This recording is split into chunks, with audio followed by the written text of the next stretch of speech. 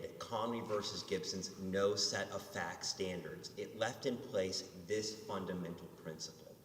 Rule 8A2, quote, requires only a short and plain statement of the claim showing that the pleader is entitled to relief in order to give the defendant fair notice of what the claim is and the grounds upon which it rests. Respectfully, the district court disregarded that bedrock principle when it dismissed the Homestead's amended complaint for failure to state a claim. Its opinion mistakenly accepted Westchester's invitation to effectively revert back from the current notice pleading regime to a fact pleading regime. This court should not make the same mistake. It should reverse and remand. What we've argued in our brief is that the district court took a piecemeal approach in terms of how it construed the amended complaint, and that instead this court must construe the complaint as a whole, that the factual allegations that are alleged, for example, in the bad faith components of our amended complaint, they relate to everything. I mean, Menchaca, which is a Texas Supreme Court case cited in Westchester's brief, makes clear, and it's the case they rely upon for saying, well, if there's no breach of contract claim, there can be no bad faith claim. What Menchaca says is that these claims, at least with respect to bad faith and breach of contract, they're interwoven. I mean, they're all part of the same thing, and I don't want the court to lose sight of this. I mean, at its core, this is a garden variety insurance dispute case. I mean, it's very important to my clients, obviously, but at the end of the day... When I read the amended claim, it's so much to guess at, and you cite in your reply brief Arrow and Martinez, but those were very specific as to the name of the adjuster, paragraphs as to what happened here. Correct me if I'm wrong, you don't say anything about the roof, age, pre-existing condition, you don't attach the policy, nothing about communications between your client and Winchester, nothing about their actual decision, your deductible amount, not the adjuster's name, one or two sentences in paragraph 18 about it might be that the adjuster didn't bring the right ladder. Where am I wrong? How does that comply? Sure, Judge Higginson. So you're right with respect to what we alleged in our complaint, in our amended complaint, specifically relates to the roof. It gives them notice that that's what this is about. You're right. In Arrow, Bolt, and Martinez, they did allege the name of the adjuster. If that is the rule, then this court should say it in precedent. We don't believe that's the case, that we have to allege the name of the specific adjuster. But there are paragraphs of description about what those adjusters did and didn't do, what was substandard. Here, it's just paragraph 18, subsection 5, suggests that the adjuster, the first visit, didn't have the right size ladder. That's correct, for one of them. And again, so, in your last question before you listed all these things that you said that we didn't allege. And you're right that we didn't allege, but that's Westchester's argument, which I think is wrong under Rule 8A2. Because that is essentially asking us to return to a fact-pleading regime as to all the facts we need to allege. But do you ever even indicate any policy provision that you claim was violated? No, we don't, no, Your Honor. We don't specifically say exactly what the policy provision is. But again, this all has to be read in context. And frankly, we also have to keep in mind Rule 8E of the Federal Rules of Civil Procedure, which is that pleadings are to be construed to accord substantial justice. They are on notice of what we're claiming. Again, this is just this is a post-Hurricane Harvey insurance claim. This would be just fine in state court, wouldn't it? It would be fine. And this is they probably filed a lot of these in state court just like this. We did, Your Honor, and so it is the difference between Texas's fair notice pleading and... This reads just like a insurance claim from state court. Well, I mean, except it has the I'm not saying it doesn't have the things it needs to have for federal court. I'm not addressing that. The original, I will grant you this, obviously, the original complaint, because it was removed, is Yeah. just a standard of what was Yeah. filed in state court. And so in federal court, we needed to plead more facts. Did you plead any more facts as to the contract breach? As to the contract language, no, we did not, no. In our amended complaint, we do not point to, for example. No, but just pause. If you just said in federal court you would need more, and you're saying you didn't as to your contract claim. No, excuse me, so let me clarify my point. So in our original complaint, if the court looks at the original complaint, it really is it's just they conducted a substandard investigation. It doesn't identify what the damage is, doesn't identify where it was, doesn't identify with respect to the prompt payment that there were months, none of those facts. It's just they did a substandard investigation, there was damage, we had an insurance contract. Here in the amended complaint, we added allegations specifically about the roof and about the adjuster, what he did during that one investigation. My point is that is sufficient under Rule 8A2. And if I can, in researching this, a case I found is Walker versus Sears, Roebuck and Company. This is at 853 F. 2nd 355 from this court in 1998. You have to, this is given to us, it's not in your brief, and you haven't given to opposing counsel. It's not, Your Honor, because respectfully, I know that with Rule 28J letters, I've seen that this court in the past has had highlighted in remarks that it said, don't file Rule 28J letters with respect to cases But that doesn't mean you can just bring No, it up. sir. We have a policy that you should go ahead and file your 28J letters. And if we choose to strike them because some people think that it's not new and that's their interpretation, that's on the court. But you should always file your additionally discovered authority, and you should share it with opposing counsel when you arrive in the morning. If you haven't shared it with, you should, if you find it yet last week, you should give it to them last week.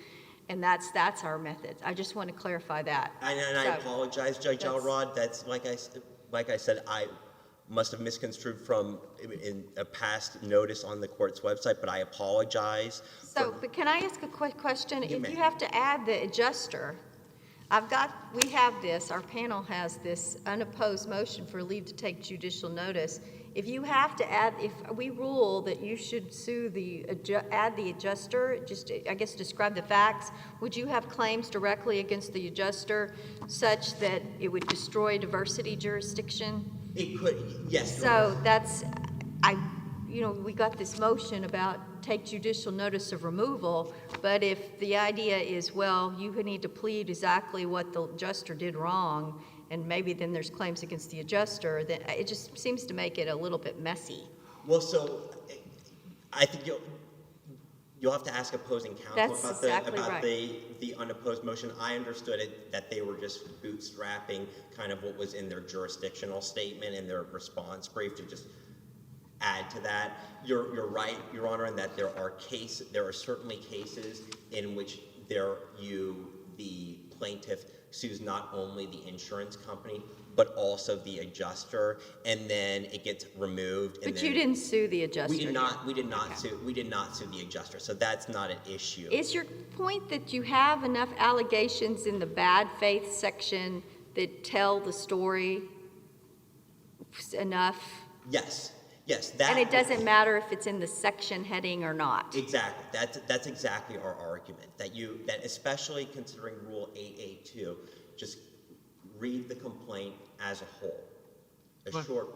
Let me ask you, how do you distinguish this case from Moore v. Allstate, Texas, Lloyd's, that we decided?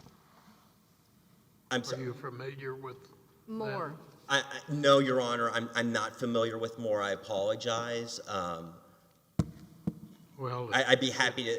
It held on facts very similar to these pleadings that Menchaca's general rule applied, that is, insured cannot recover policy benefits as damages for an insurer's statutory violation if the policy does not provide the insured a right to receive those benefits.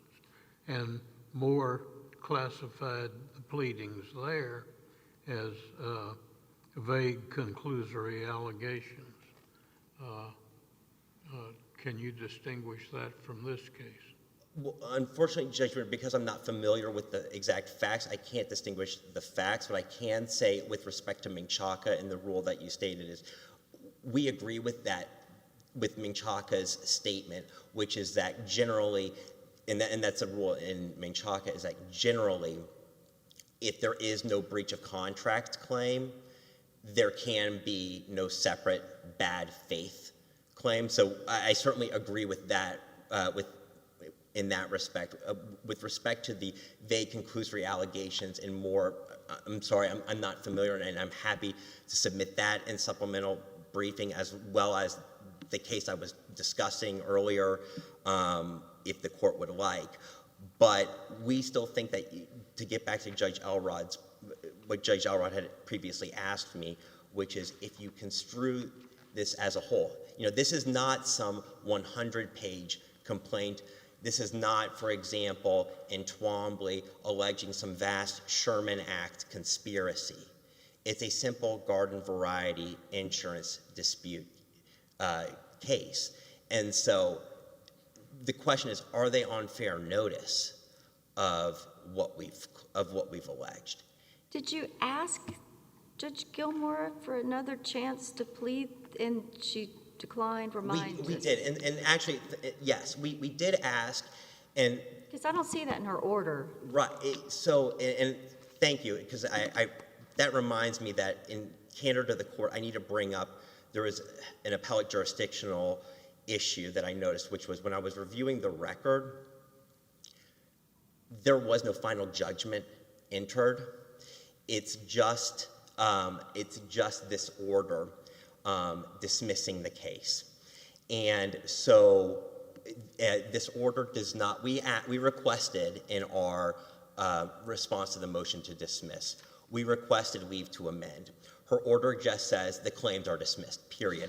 If you go on the docket, you'll see that the case was administratively closed on the same day that the order was issued. And so I'm not here to say that this court does not have appellate jurisdiction. Under 28 U.S.C. 1291, this court has jurisdiction over all final decisions and orders of the district courts, and the general rule from this court and others is that an order that effectively terminates the litigation and leaves nothing else to be done except for entry of judgment is sufficient for it. But I did, again, out of candor to the court, I did want to bring that point up because I did notice that when I was reviewing the record that there was no final judgment entered. But yes, to get back to your original question, we did ask in the alternative in our response to the motion to dismiss our amended complaint.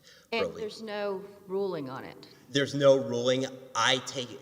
Well, if there's no ruling on a motion, and there's only a ruling on one motion, and the case is administratively closed, then it would seem that we may not actually have jurisdiction at all. That there's a dangling motion, and there's no ruling on and there's no catch-all order in the final judgment that says all pending things are gone. So I'm not as sanguine about our jurisdiction. I understand, and that's why, and again, that's why in candor to the court, I wanted to bring this issue up. Again, our position is I'm not trying to play gotcha with the court or with opposing counsel. I just discovered this, and our position again is that when you look at the rules with respect to final decisions under 28 U.S.C. 1291, part of it is you look to the district court's intent. And when the district court said all claims are dismissed, period, and again, you're right, there is no explicit ruling on our separate request, for leave to amend. But the fact that they administratively closed the case signals to me that it's over. It's a signal, but it's no legal effect. Excuse me? Administrative closure is no legal effect. It's not. It's it's an administrative act of the district court. Well, correct, but in terms of looking to the district court's intent, in that is that we say that you look to that in terms of the court's intent. Again, Did you have a Zoom hearing on this motion, or was this just on the papers? I believe it was just on the papers, Your Honor. The final thing that I'd like to say is kind of I focused my remarks on Rule 8A2, and with respect to Rule 9B, which is the heightened pleading standard, because some of our claims do allege misrepresentations, right? And so for that, we do need to allege the who, what, when, where, and how. And again, our position is that we have sufficiently alleged that, because in cases like Benchmark, which is what the district court cited, and what the parties cite in their briefs, is Rule 9B is context specific. What is particularity depends on the context of the case. So what is particularity, for example, in a conspiracy, a vast conspiracy, is different from, in this case, a garden variety insurance dispute. We've said the who, we've said it's Westchester and it's adjuster. We've said the where, it's at the property. We've said the when, it was during and after the inspection, and we've said how, what it was, that there was no damage to the roof, that it was below the deductible, and how it happened was through a substandard investigation. So again, under those standards, we think it meets 8A2 as well as 9B for those specific claims. For those reasons, if there are no further questions, we ask that you reverse and remand. Thank you. Thank you, Mr. Gould, and you saved time for rebuttal. Mr. Dillard?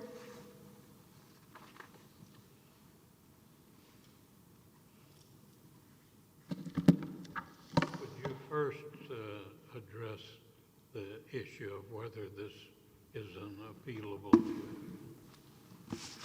Your Honor, we did not brief that in our No, but response. I mean, it was just brought up.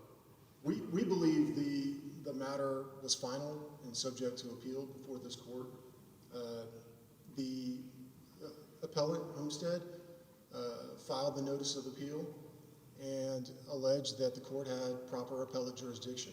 This is the first time we've heard an argument raised by Homestead on this issue. We have not briefed it, and we'd be happy to submit supplemental briefing if necessary. Counsel, why shouldn't there be a chance to amend this pleading? I mean, there was an amendment shortly after it got to federal court, but if there's a deficiency that can be cured, and the court they didn't brief it to us, but it's not in the order, and there's no judgment, so why shouldn't that be what happens here? Well, Your Honor, if I can remind the court, they had multiple opportunities to plead their allegations with particularity.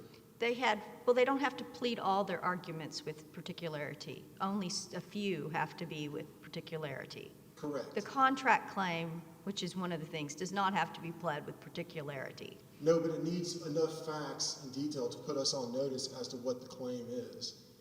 They had two opportunities. They filed their original petition. Well, that's not an opportunity, because that would have been, that they were in their own court, that it would have been good enough. So they had one opportunity, and then they were told it was deficient. Then shouldn't they have a chance to cure it if they can? That's the normal rule. Well, the case was dismissed on our first motion to dismiss. Okay, so it's two opportunities. Two opportunities, yes, Your So they Honor. did replead with the First Amendment after that. Correct. But when they the asked case- for it to replead, right, again? They were given leave to amend after our first motion to dismiss in the district court after removal. Okay, thank you. And what they did not do when they filed their first amended complaint was change any allegations in the factual background section, any allegations in the breach of contract cause of action section. It doesn't matter if the allegation's in that particular section or not. We take it as a whole. Your Honor, that's one way to read it, but you have to allege enough, even if you look at the claims and the allegations in the Chapter 541 cause of action section. We contend that those allegations are conclusory, they're legal conclusions, they're argumentative. They don't provide the details under the applicable standards, whether it's 9B or whether it's 8A2 of the Federal Rules of Civil Procedure. But the court would have to infer, induce, and deduce that those allegations pled to support violations of the Chapter 541 of the Insurance Code and read those into the breach of contract cause of action, read those into the Chapter 542 Prompt Payment of Claims Act cause of action, and have to draw the inference that those also support a breach of contract or also support a violation of Chapter 542, the Prompt Payment of Claims Act. We don't believe that that's a reasonable inference that the court has to draw. That's a strain on the court to have to look at allegations in a cause of action section to support violations of the insurance code and say, does that also breach the contract? Does that also violate Chapter 542? It doesn't talk about deadlines. It doesn't talk about what those deadlines are when they were triggered. It doesn't talk about the policy or what was breached under the policy. Do you know the Moore case? I did not look at that case either, Your Honor, and I'll be happy to also submit briefing on that if necessary. If you wish, you can each submit a 28J within 2 business days on that case. Thank you, Your Honor. It's a case that Judge Wiener asked about specifically, Moore v. Allstate. Yes, Your Honor. I think If you want it, it's 742 Fed Apps at 818. Thank you, Your Honor.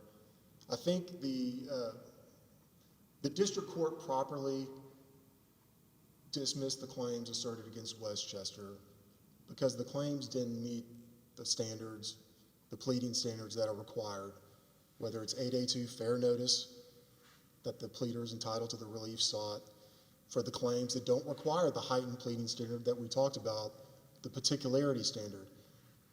Did the district court subject the A2 unreasonable investigation to a heightened standard? No.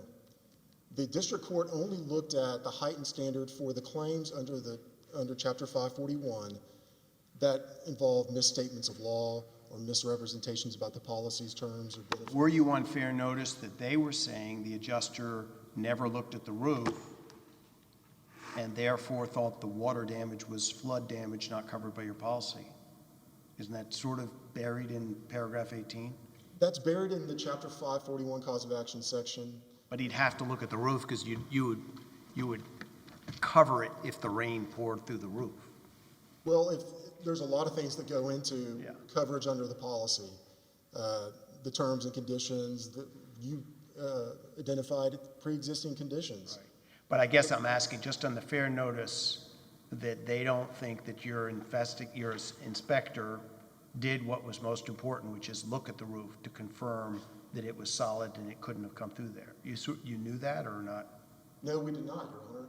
We don't believe you have to read that particular, and we will call it an argument masquerading as a fact to support a violation, a misrepresentation of the policy. We don't believe you have to look at that to then say, well, that breaches the policy. Well, not the policy breach, more the A2.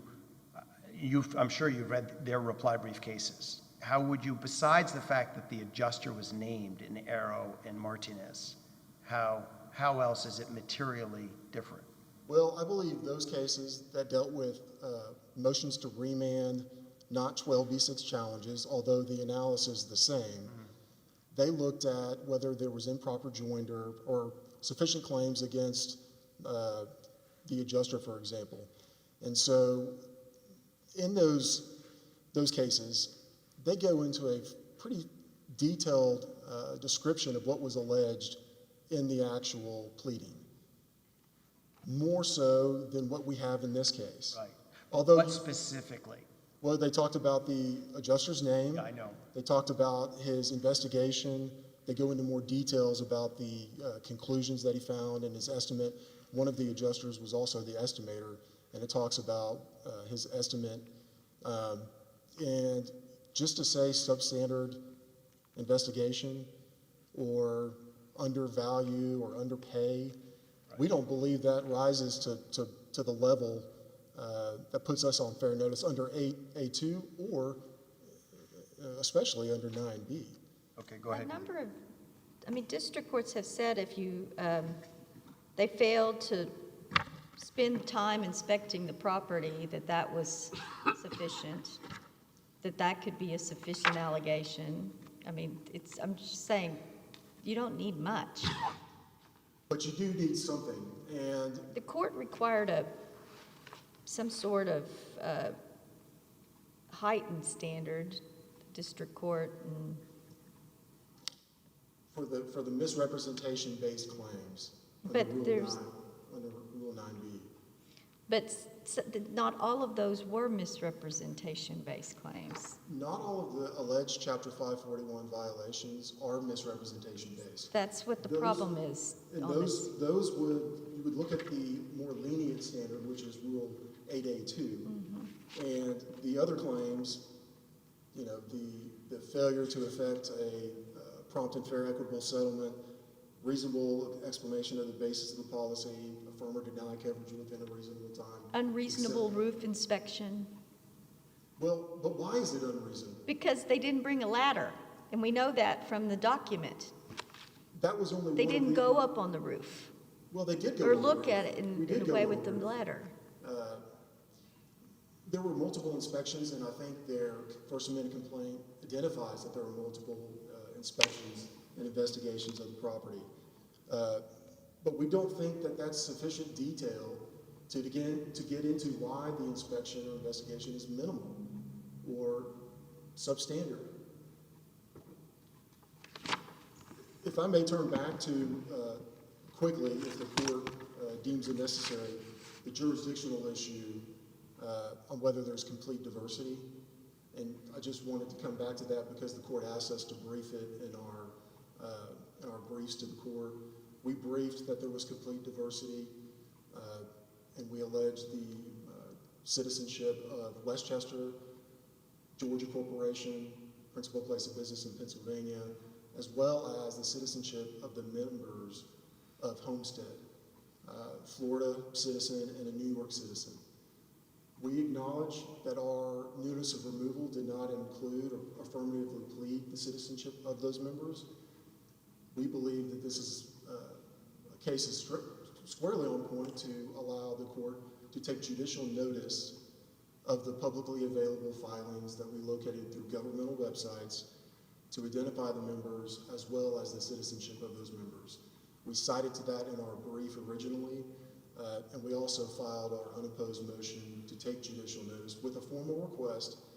As we prepared for oral argument, we realized, okay, let's give the court the actual filings that we pulled so they have that at their disposal if necessary. And so we don't believe complete diversity is contested here or disputed. There's a substantial likelihood that complete diversity exists, and therefore, based on those publicly available information from those filings, the governmental websites that we located those documents on the members and their citizenship. And because of that, we also, in the alternative, moved for leave to amend our citizenship allegations and our notice of removal to conform to what we put in our brief. It's uncontested.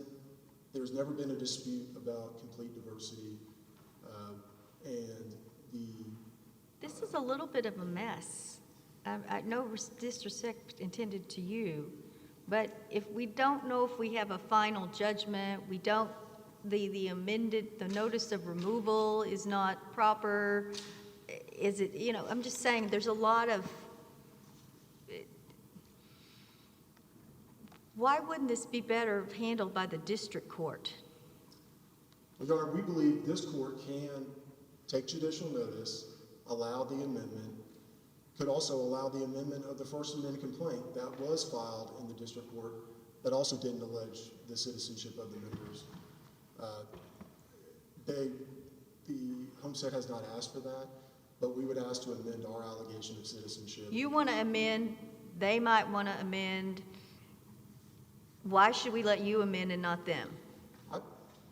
I believe you can allow them. So to we could amend. allow them to amend their complaint right now? Well, And you amend your answer right now in the appeals court? I'm just curious. Your Honor, this court has allowed amendments on citizenship, on jurisdiction, and Swindoll and Owens, and we believe those cases support, based on the fact that the court can take judicial notice, allowing the amendment on the citizenship allegations. There's a substantial likelihood, the accuracy of which on the information we provided is not contested. And I'm not fussing at you. I'm just saying it's an awkward position for the court. What about the issue of the finality of the judgment by the district court? Your Honor, again, we would, within 2 business days, submit briefing on that issue. It's not an issue that we believe. Well, nobody has brought it up until today. That's correct, Your Honor. And we have not had an opportunity to brief it. We would, and we will do so. Counsel, we didn't say to brief that in 2 days yet. We'll send a request through the clerk's office about the jurisdictional issue. We're not going to deprive you of an opportunity, but I don't know that 2-day 28J thing for the Moore case is the right time frame and the right requirement. So wait to hear from us on that. Yes, Your Honor. Thank you.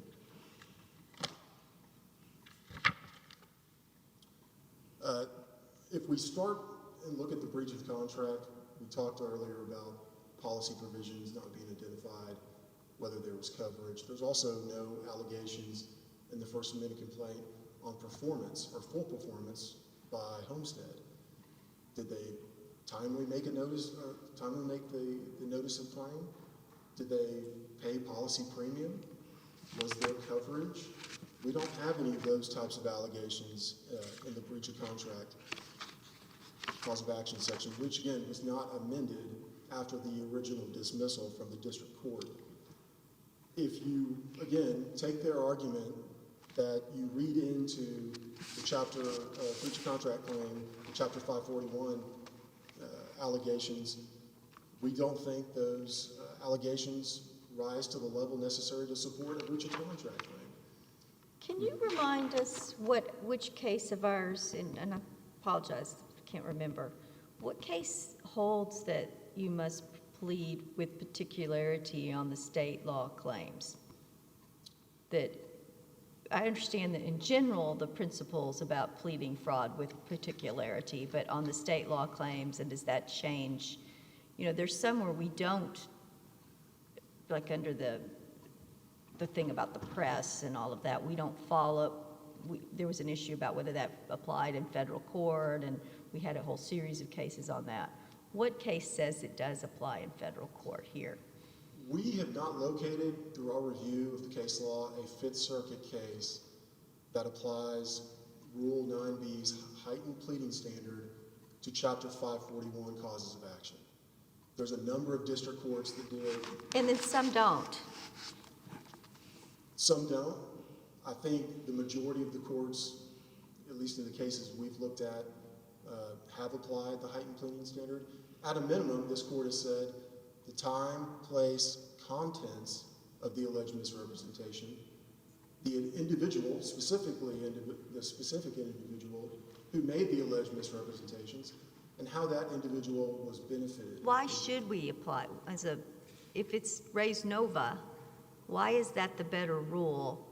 If it's changing, does it substantively change the litigation under Erie? I think the better rule is to require the heightened pleading standard for a alleged misrepresentation. We have to be able to know who's alleged to have made that misrepresentation. When was the misrepresentation made? To whom was the misrepresentation made to? What was the specific insurance policy provision, insurance claim item that was the subject of that alleged misrepresentation? How was it made? Was it verbally? Was it email? Was it letter? We don't know. When was it made? Where was the misrepresentation made? And you believe you have to know it in the complaint? rather than through other forms of discovery, even though Texas wouldn't require that. We believe in federal court, and that's what the standard is, to plead fraud and mistake, the circumstances of which with particularity on the fraud and the mistake. Do you have an analogous rule, I mean, a case that would be analogous? No. The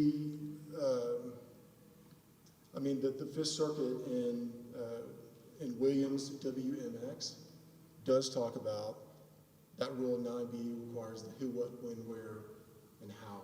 But does it say that in the context of state insurance? Not in the context of Chapter 541. If that issue is dividing district courts, and you're saying they haven't even alleged what the misrepresentation is, it would fail on any standard, why would we resolve that?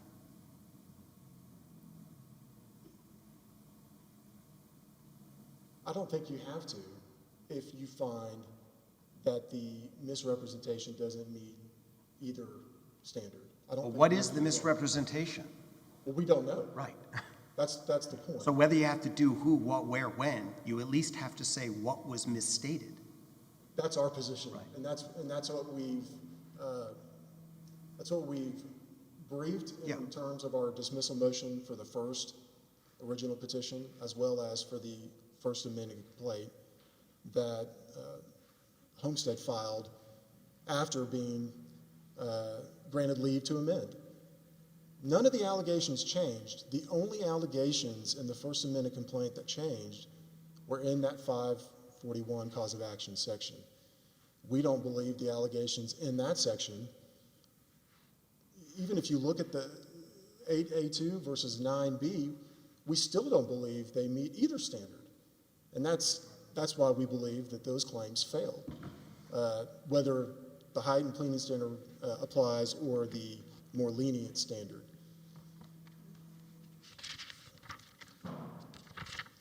You need to wrap it up, counsel. Your red light's on. Thank you, Your Honor. And for those reasons, we would respectfully request that this court affirm the dismissal of the claims against our client, Westchester. Thank you very much. Thank you, Mr. Dillard. Mr. Gould?